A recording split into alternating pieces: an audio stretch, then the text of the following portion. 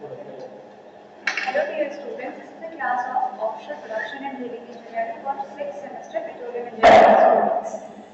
Last class में हम already जो ऑफशोर के जो एनवायरनमेंट के बारे में हम पूरा कवर कर चुके थे कि ऑफशोर का जो एनवायरनमेंट होता है उसमें कौन कौन से पैरामीटर्स होते हैं that we need to study और डिस्कस. ओके, उसके बाद में हमने उसकी सॉइल टेस्टिंग करना क्यों रिक्वायर्ड होता है उसके बारे में हमने स्टडी किया था. In today's class we are going to study about the offshore drilling rigs. ठीक है, तो बेसिकली सबसे पहले क्या होता था कि जो आपकी लैंड सबसे पहले जो भी डिस्कवरी हुई, एक्सप्लोरेशन हुआ, प्रोडक्शन हमने लेना स्टार्ट किया, वो आपका लैंड पे हुआ. ठीक है, ऑनशोर पे हुआ, लैंड पे हुआ. तो जब हमने ऑफशोर पे जब एक्सप्लोरेशन करना स्टार्ट हुआ कि भाई ऑफशोर में भी हमें रिजर्व्स मिल सकते हैं, वहां पे भी अच्छा प्रोडक्शन हो सकता है. ठीक है, ह्यूज अमाउंट की रिजर्व्स प्रेजेंट है.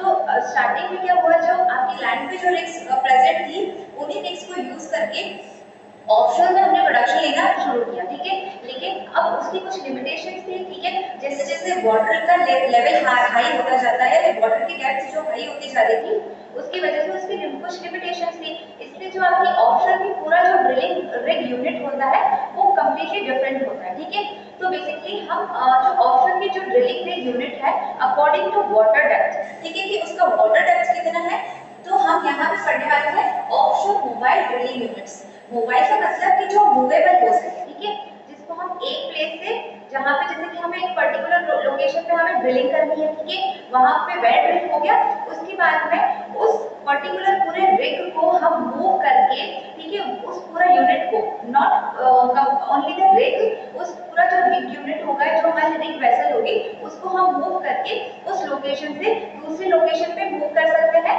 जहाँ पे हमें फर्दर एक्सप्लोरेशन करना है या वेल्स को ड्रिल करना है. ठीक है, तो बेसिकली दो टाइप्स के होते हैं आपके. एक होता है एक्सप्लोरेशन.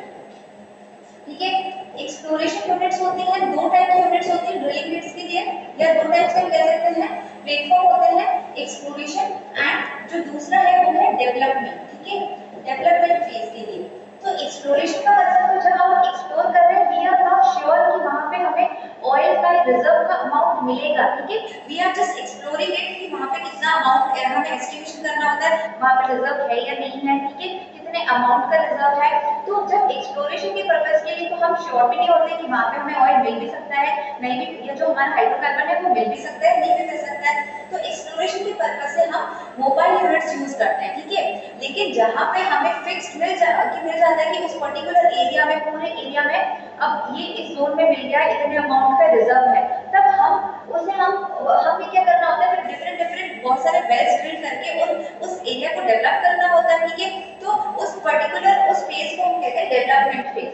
तो बेसिकली आपके जो एक्सप्लोरेशन फेज है उसके लिए हम मोबाइल यूनिट्स यूज करते हैं. ठीक है, जब हम एक्सप्लोर कर रहे होते हैं तो जो ऑफशोर मोबाइल यूनिट्स हैं उनको हम यूज करते हैं.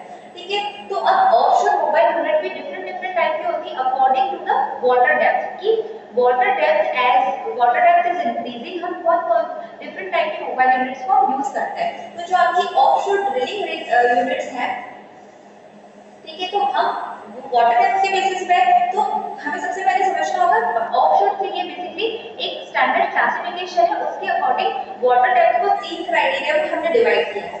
First one is shallow water,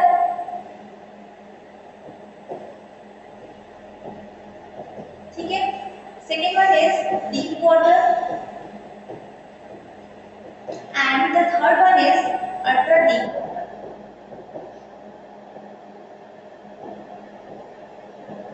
okay, तो जो आपका शैलो वाटर होता है उसमें जो वाटर डेप्थ होती है वो होती है लेस देन 500 मीटर. ठीक है, जब आपका वाटर डेप्थ 500 मीटर के बिलो है then that water depth is known as shallow depth. Okay, जब आपका water depth less than 2000 metre है तो इस वाटर डेप्थ को हम कहते हैं डीप वाटर. ठीक है, जब आपका वाटर डेप्थ 500 से 2000 के बीच में वेरी करता है that is known as deep water. ठीक है, और जब वाटर डेप्थ है वो 2000 के अबव है, 2000 मीटर के अबव है वाटर डेप्थ, तो उसको हम क्या कहते हैं, अल्ट्रा डीप वाटर. ठीक है, तो इस वाटर डेप्थ के अकॉर्डिंग हम डिफरेंट टाइप की जो मोबाइल ऑफशोर ड्रिलिंग रिग्स हैं उनको हम यूज करते हैं.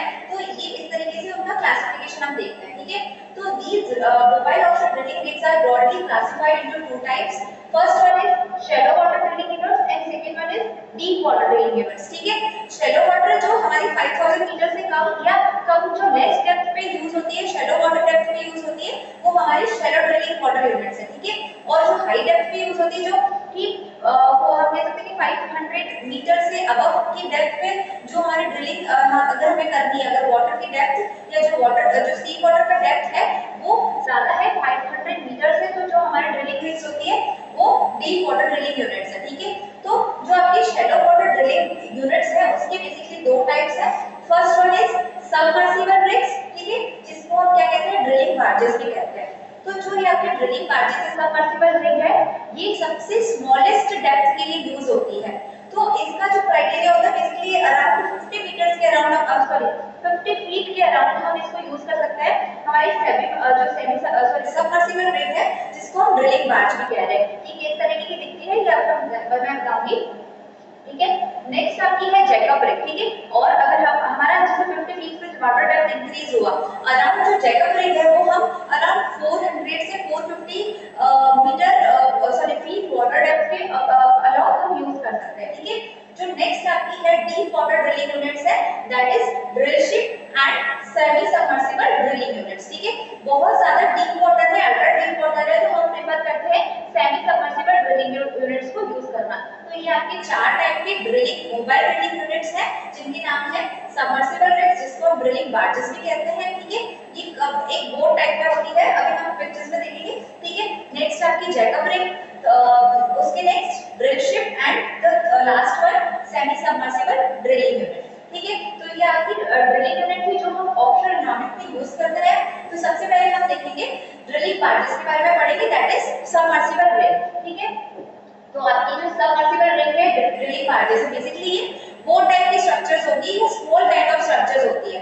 तो आपकी जो ड्रिलिंग बार्जेस है या submersible are used mostly for inland shallow water drilling up to 50 feet water depth. This typically takes place in lakes, swamps, rivers and canals. जो आपकी अब जो rivers हैं, lakes हैं, ठीक है, canals हैं, वो सब shallow water depth पे रहते हैं, ठीक है। उनकी depth इतनी ज्यादा नहीं रहती है, तो हम इसको जनरली 50 फीट तक की depth के लिए ही यूज कर सकते हैं। जैसे कि बीचेस हैं, जो हमारे कॉन्टिनेंटल जो स्लोप आ रहा है, ठीक है, तो वहां पे जो वाटर का लेवल रहता है वो शैलो रहता है, तो उस जगह पे हम ड्रिलिंग बार्जेस यूज करते हैं जब हमारा वाटर लेवल कम है, ठीक है। Next is drilling barges are large floating platforms which must be towed by tugboats from location to location, ठीक है। अब ये बहुत फ्लोटिंग प्लेटफॉर्म होती है, वाटर के लेवल पे फ्लोट होती रहती है और उसमें पूरा हमारा जो रिग असेंबली होती है, उस बोट पे रिग असेंबली हमारी असेंबल्ड रहती है, ठीक है। तो अब इसको हमें जैसे कि यहाँ पे ये जैसे हमारा ये पर्टिकुलर लोकेशन है, ठीक है, ठीक है, यहाँ पे हमारा लोकेशन है, यहाँ पे हमें वेल ड्रिल करना है। तो यहाँ पे ड्रिलिंग बार्ज आके और ये जैसे इस तरीके से बार्जेस रहेंगी, इसमें हमारा जो रिग यूनिट्स है वो असेंबल रहेगा, ठीक है। तो यहाँ से इसकी ड्रिलिंग होगी, यहाँ इससे हमें इस वेल पे ड्रिल करना है, ठीक है। तो ये वाटर के लेवल पे ये फ्लोट करती रहेगी और इसको हमें पर्टिकुलर लोकेशन पे रखने के लिए उस पर्टिकुलर लोकेशन पे ये मेंटेन रहे, उसका इससे हम टगबोट से इसको टाइट करते हैं। टगबोट हमारी कुछ छोटी-छोटी बोट्स होती है, ये इसके कॉर्नर्स में अरेंज रहेंगी और वो इसको एक चेन टाइप जो चेन है, चेन से ये कनेक्टेड रहती है, टगबोट से ये इसकी पोजीशन को मेंटेन रखता है पर्टिकुलर वेल के ऊपर जहां पे हमें ड्रिल करना है। तो टगबोट्स की हेल्प से हम उस पर्टिकुलर पोजीशन पे इसको मेंटेन करते हैं, ठीक है। Next is suitable for still shallow waters. Drilling barges are not able to withstand the water movement experienced in large open water situation. तो जैसे कि आप देख रहे हैं कि इसमें आपको एक बेस नहीं डला हुआ है, कोई फाउंडेशन नहीं, जस्ट फ्लोट कर रही है, काइंड ऑफ फ्लोटिंग स्ट्रक्चर है, ठीक है। तो ये जब आपका वाटर स्टिल है, वाटर में बहुत ज्यादा मूवमेंट नहीं है, बहुत ज्यादा हीट नहीं है, ठीक है, वाटर फ्लो नहीं कर रहा है, अगर उसमें बहुत ज्यादा मूवमेंट नहीं है, तभी हम हमारे ड्रिलिंग बार्जेस है इसको यूज कर सकते हैं, ठीक है। और जैसे कि आपको बताया था शैलो वाटर्स में ही हमारी जो सबमर्सिबल ड्रिलिंग बार्जेस है वो शैलो वाटर में हम इसको यूज कर सकते हैं, ठीक है। अब जो नेक्स्ट आपकी टाइप की रिग थी, जो कि अब सबसे जो मैंने बताया था जो सबसे शैलोएस्ट डेप्थ पे आपकी ड्रिलिंग बार्जेस यूज होती है, जो कि 50 फीट तक ही यूज हो सकती है मैक्सिमम, इससे ज्यादा नहीं, ठीक है। अब जो नेक्स्ट टाइप का आपका जो ड्रिलिंग यूनिट है, सॉरी ड्रिलिंग रिग यूनिट है, वो है जैकब रिग्स। ठीक है, जैकब रिग्स भी जो शैलो वाटर ड्रिलिंग यूनिट है, जैकब रिग्स में बेसिकली हम 400 450 मैक्सिमम 450 फीट तक ड्रिल आउट कर सकते हैं। ठीक है, जब आपका जो वाटर का डेप्थ है वो मैक्सिमम 450 फीट तक है, तब हम जैकब रिग यूज कर सकते हैं। ठीक है, Jacobs can be either self-propelled, propulsion assisted और non-propelled। इसका मतलब कि जो आपकी जैकब्स होती है वो नॉन प्रोपेल्ड भी हो सकती है, और सेल्फ प्रोपल्शन मतलब कि उसमें पर्टिकुलर उसमें जो है वो मशीनरी लगी होती है और वो सेल्फ प्रोपल्शन पे काम करती है कि वो सेल्फ एक डायरेक्शन में फ्लो कर पा रही है, उसमें डायरेक्शन को कमांड देनी चाहती है और वो प्रोपेल करके मींस कि उसको ड्राइव करना, जैसे कि आपके थ्रस्टर्स लगे होते हैं वो ड्राइव करते हैं। प्रोपेल मतलब कि हम जैसे किसी भी चीज को चला के जैसे वाटर को रिमूव कर रहे हैं और वो एक पर्टिकुलर डायरेक्शन में फ्लो कर रही है, एक डायरेक्शन में ड्राइव करना है इस प्रोपेल। ठीक है, तो एक जैसे कि हमें एक यूनिट पे जाना है किसी वेल के पर्टिकुलर यूनिट पे या किसी लोकेशन पे, तो वो सेल्फ प्रोपेल्ड होती है, नॉन प्रोपेल्ड भी हो सकती है, तो लेकिन बेसिकली जो आपकी जैकब रिग्स होती है वो हमेशा सेल्फ प्रोपेल्ड होती है। ठीक है, तो उसमें प्रोपल्शन असिस्टेंट लगा होता है और थ्रस्टर्स लगे होते हैं जहां से वो एक लोकेशन से दूसरे लोकेशन पे मूव कर सकती है और उन्हीं की हेल्प से वो उस पर्टिकुलर लोकेशन पे अपनी पोजीशन को मेंटेन कर सकती है। ठीक है, next is the majority of Jacob rigs are non-propelled, जैसे मैंने आपको बताया था। The self-propelled units, although very flexible, require a specially trained crew of seamen as well as drilling team. ठीक है, next is Jacob have been built with as 14 legs and as few as 3 legs। ठीक है, जो आपकी Jacob units होती हैं वो अब इसमें लेग्स डले होते हैं। मैं अभी आपको एक पिक्चर में बताऊंगी तो आपको जो जैकब यूनिट्स कैसी होती है वो आपको पिक्चराइज हो जाएगा। ठीक है, तो आपकी जो जैकब यूनिट्स होती है उसमें लेग्स लगे होते हैं और लेग्स होते हैं वो बॉटम सपोर्टेड होते हैं। जो आपका जो सी फ्लोर होगा उसके सपोर्ट में लेग्स लगे होते हैं, तो कम से कम इसमें 3 लेग्स होते हैं और ज्यादा से ज्यादा 14 लेग्स हो सकते हैं। लेकिन अब जैसे अगर वाटर डेप्थ हमारा बहुत ज्यादा हाई है, वाटर डेप्थ इंक्रीज कर रहा है, तो अगर हम बहुत ज्यादा लेग्स यूज करेंगे तो इसके साथ इसका एक्सपेंसेस भी बढ़ेगा। तो हमें इकोनॉमिक्स को भी ध्यान में रखते हुए कि भाई बहुत ज्यादा अगर वाटर डेप्थ है तो हम कम से कम लेग्स को यूज करके और उस पूरे स्ट्रक्चर को सपोर्ट कर सकें। ठीक है, next is the prime forces on a Jacob rig. Jacob are generated from waves and currents. So क्या होता है कि अब जो इसमें प्राइम फोर्सेस लगेंगे, जो जैकब है वो सपोर्टेड होती है, वाटर सपोर्टेड होती है, तो आपकी जो वाटर में जो विंड है, सॉरी जो आपके एयर में जो विंड चलेगी, ठीक है, वाटर में जो करंट्स हैं, तो उनकी वजह से इसकी जो स्टेबिलिटी है वो मूव ऑन हो सकती है। ठीक है, जो इसकी स्टेबिलिटी के लिए इसको एक पर्टिकुलर लोकेशन पे मेंटेन करने के लिए हम ट्राई करते हैं कि इसका डिजाइन इस तरीके से हो कि उसका लेस एक्सपोजर हो to the waves and currents in the water, ताकि वो स्टेबल रह सके in that water depth. Okay, next है हमारा जो जैकब रिग है, there are 2 types of jackup rigs basically. First one is independent leg and the second one is mat supported jackups. ठीक है, तो जो आपकी इंडिपेंडेंट लेग जैकब होती है और मैट सपोर्टेड, इंडिपेंडेंट लेग्स में क्या होता है कि सेपरेट उसके लेग्स होते हैं और जो कि बॉटम में सपोर्टेड होता है, और जो आपकी मैट सपोर्टेड जैकब्स होती है वो बेसिकली क्या होती है कि एक मैट टाइप का स्ट्रक्चर लगा होता है और उसमें उसके लेग्स सपोर्ट होते हैं। ठीक है, तो हम जैसे ऐसे पिक्चर में भी देख सकते हैं, जैसे कि आप देख रहे हो कि आपकी ये जो पहला वाला पिक्चर देख रहे हो ये मैट सपोर्टेड रिग है। ठीक है, आपकी मैट सपोर्टेड जैकब रिग है जिसमें ये जो आपका जो ये बॉटम में आप ये शेप देख रहे हो ये मैट है, इसको मैट कहते हैं, जो कि सी फ्लोर के बॉटम में जाके सेट होता है। ठीक है, जो सी फ्लोर का हमारा जो बॉटम है, सी बॉटम है, वहां पे जाके ये सेट होगा और इस मैट पे ये जो हमारे जो स्ट्रक्चर्स हैं, ये जो इसकी लेग्स है वो कंस्ट्रक्टेड रहेंगे और ये लेग्स जो हमारा ये जो यूनिट है, ये जो प्लेटफॉर्म है, इसको जो सरफेस पे रखेगा, वाटर की सरफेस पे एक लेवल पे। ठीक है, वाटर की सरफेस से एक हाइट पे इसको मेंटेन रखेगा और इसको स्टेबल करके रखेगा। ठीक है, ये आपकी थी मैट सपोर्टेड जैकब रिग। जो आपकी सेकंड वैरायटी है वो क्या है, इंडिपेंडेंट जैकब रिग। ठीक है, तो जो इंडिपेंडेंट टाइप की जो जैकब रिग होती है उसमें क्या होता है कि जो लेग्स होते हैं वो इंडिपेंडेंट होता है, इनमें वो किसी का सपोर्ट नहीं होता। इस तरीके से जैसे यहाँ पे तो मैट का इसको सपोर्ट है लेकिन इसका सपोर्ट नहीं होता, ये इंडिपेंडेंटली जो आपका सी बॉटम होता है उसमें इंसर्टेड होता है। ठीक है, इंसर्टेड होता है और उनको एक सपोर्ट दे, मतलब इसका एक फाउंडेशन रहता है और ये सी बॉटम में जाके सपोर्ट कर सकते हैं। सपोर्ट होके ये जो हमारा जो स्ट्रक्चर है, जिसमें आप देख रहे हो एक वाटर से एक लेवल, एक हाइट पे जो हमारा ड्रिलिंग रिग का स्ट्रक्चर होता है एक हाइट पे होता है। ठीक है, तो इसको एक स्टेबिलिटी प्रोवाइड करता है। ठीक है और इसको मेंटेन करके रखते हैं इस स्ट्रक्चर को। जो आपका आप देखते हैं कि इसके क्या क्या इसकी जो प्रॉपर्टीज है वो क्या है, ठीक है। तो सबसे पहले हम देखेंगे इंडिपेंडेंट लेग्स, जिसको हम क्या कहते हैं, सेल्फ एलिवेटेड जैकब भी कहते हैं, ठीक है। इस तरीके की देखो, तो बेसिकली हम मैक्सिमम इसको 400 फीट तक यूज कर सकते हैं। तो these are its properties which are consist of a triangular sometimes rectangular shaped box section bars fitted with three movable legs which enable the vessel to stand on the seam bed, ठीक है। जैसे कि basically क्या होता है यहाँ पे, या तो ये ट्रायंगुलर शेप में रहता है और कई बार ही रेक्टेंगुलर शेप में भी रहता है, जैसे इस पिक्चर में आपको ट्रायंगुलर शेप में दिख रहा होगा, ठीक है। और यहाँ पे ऑन द बेसिस अगर ट्रायंगुलर शेप है तो हम बेसिकली 3 लेग्स यूज करते हैं इसको सपोर्ट करने के लिए। अगर वाटर डेप्थ ज्यादा है तो हम अगर इसको हमें स्टेबल ज्यादा रखना है तो legs, number of legs increase भी हो सकते हैं, लेकिन अगर जरूरत नहीं तो हम नहीं करते क्योंकि ये इसकी इकोनॉमी को भी अफेक्ट करता है, ठीक है। और अगर आपकी रेक्टेंगुलर शेप है तो हम 4 लेग्स को सपोर्ट करते हैं। अभी जो आपके लेग्स होते हैं वो मूवेबल होते हैं, ठीक है।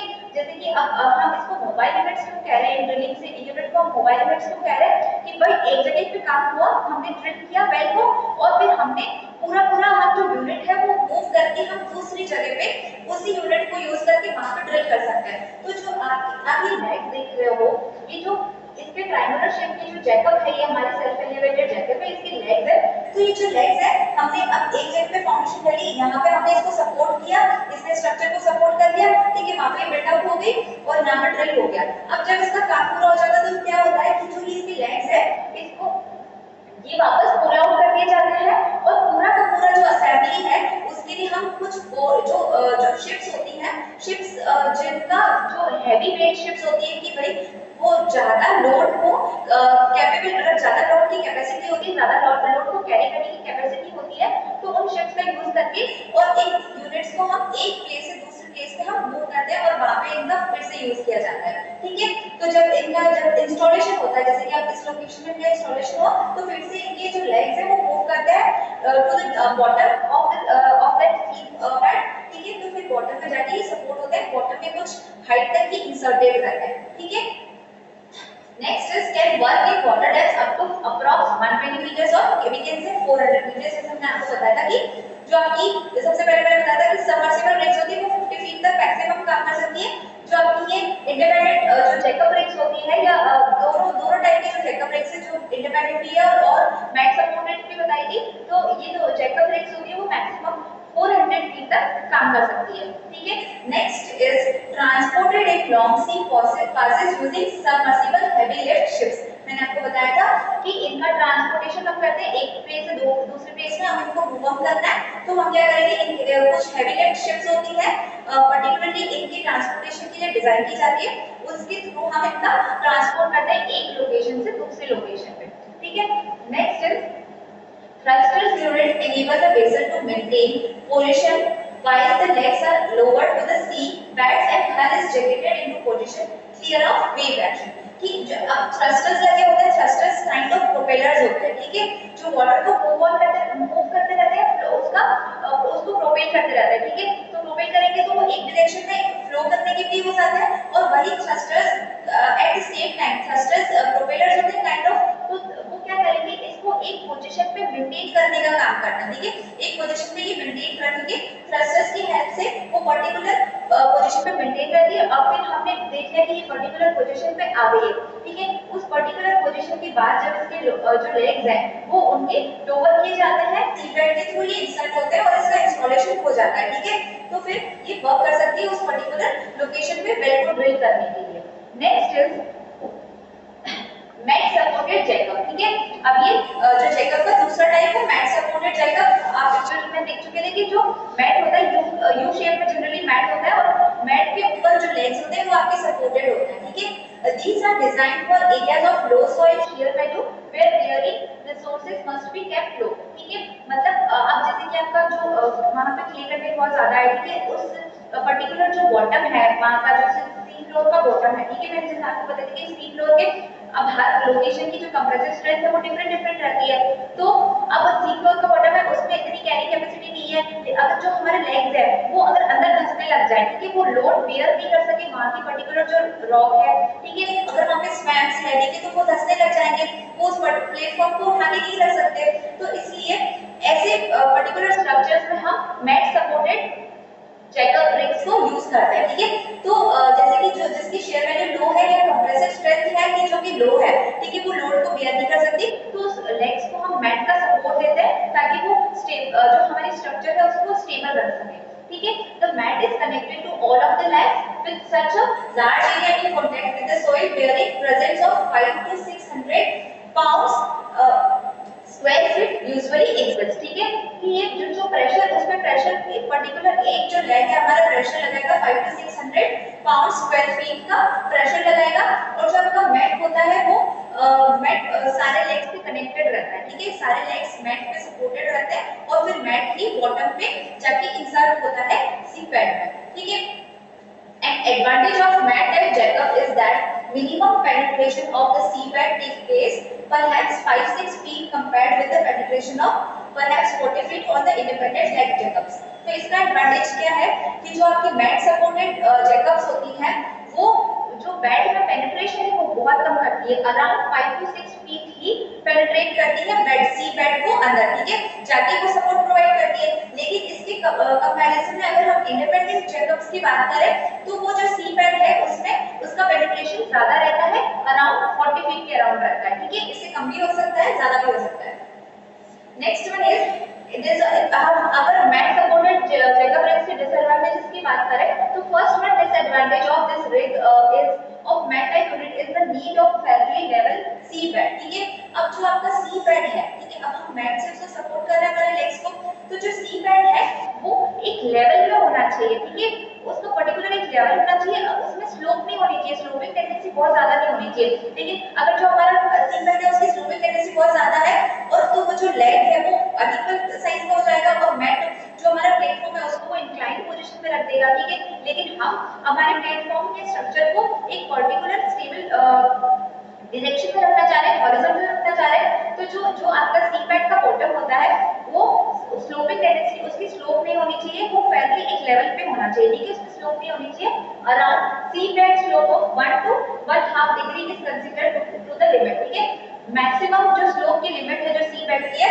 1 to 1.5 हम कंसीडर कर सकते हैं, इससे ज्यादा उसकी स्लोपिंग टेंडेंसी होगी तो हम मैट सपोर्टेड जैकअप्स को यूज नहीं कर सकते, हम उस केस में फिर इंडिपेंडेंट के लिए जाते हैं, ठीक है। नेक्स्ट इसका डिसएडवांटेज है since the mats are designed for uniform bearing the uneven bottom would probably cause a structure of failure, ठीक है, कि अब ये जो हमारा मैट सपोर्टेड है वो यूनिफॉर्म बेयरिंग के लिए डिजाइन किया जाता है, मैट सपोर्टेड जो जैकअप है मतलब कि जो आपके जो रॉक पार्टिकल्स हैं, ठीक है, वो यूनिफॉर्म होने चाहिए और लोड बेयरिंग की कैपेसिटी होनी चाहिए कि वो लोड को बियर कर सके यूनिफॉर्मली उसमें डिस्ट्रीब्यूशन हो, ठीक है, लेकिन अगर वैसा स्ट्रक्चर नहीं है तो हम इसको स्टेबल नहीं कर सकते हैं, इस मैट सपोर्टेड जो चेकअप है वो स्टेबिलिटी नहीं मिलेगी इसको, तो जो स्ट्रक्चर है वो एक पर्टिकुलर पोजीशन में नहीं रह पाएगा और उसमें स्टेबिलिटी उसकी नहीं रहेगी, ठीक है, तो इसके कुछ एडवांटेजेस और डिसएडवांटेजेस थे, ठीक है। ये हो गई आज की क्लास में हम shallow water drilling unity cover करेंगे, तो जो आपकी शैलो वाटर ड्रिलिंग यूनिट थी दो टाइप की थी, सबमर्सिबल जिसको हम ड्रिलिंग बर्जेस भी कहते हैं and second one was jackup, ठीक है। नेक्स्ट क्लास में we are going to cover about the deep water drilling rigs, ठीक है, जो कि है ड्रिल शिप है and semi submersible rigs, okay, thank you.